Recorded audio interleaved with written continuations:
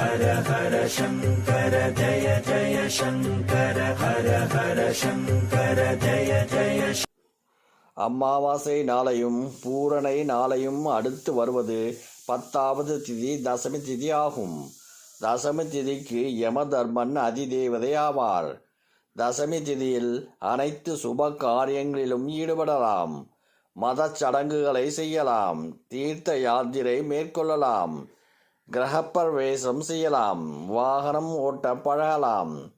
அரசு காரியங்களில் ஈடுபடலாம். பாவம் போக்க புண்ணிய நதிகளில் நீராடலாம். 10 பாவங்கள் வாக்கினால் செய்வது 4, சரீரத்தால் செய்வது 3, மனதால் இழைப்பது 3 ஆக 10 பாவங்களும் தெரிந்தோ தெரியாமலோ செய்தால் இவைகளை போக்கிக் கொள்ள இந்த தசமி திதி உதவுகிறது. வாக்கினால் செய்யும் 4 பாவங்கள்: கடும் சொல், உண்மையில்லாத பேச்சு, அவதூறாக பேசுவது, அறிவுக்கு பொருந்தாமல் ஏடாகுடமாக பேசுவது.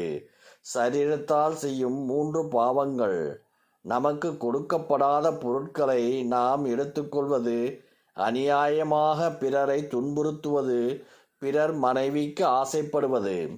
மனதால் இழைக்கும் பாவங்கள்: மற்றவர்கள் பொருளை அடைய திட்டமிடுவது, மனதில் கெட்ட எண்ணங்களை நினைத்தல், பிற பொருட்களிடம் மனிதர்களிடமும் பொய்யான ஆசை கொள்ளுதல். தெரிந்தோ தெரியாமலோ இந்த பாவங்களை செய்தால் இவைகளை போக்கிக் கொள்ள இந்த தசமி திதி உதவுகிறது. யமன் காயத்ரி மந்திரம்: ஓம் சூரிய புத்ராய வித்மஹே மகாகலாய தீமஹி தன்னோ யம பிரச்சோதயாது. சனிக்கிழமை தோறும் அதிகாலை இந்த மந்திரத்தை கூற சனி தோஷம் நிவர்த்தியாகும் என்பது நம்பிக்கை. ஹர ஹர சங்கர ஜய ஜய சங்கர ஹர ஹர சங்கர ஜய ஜய.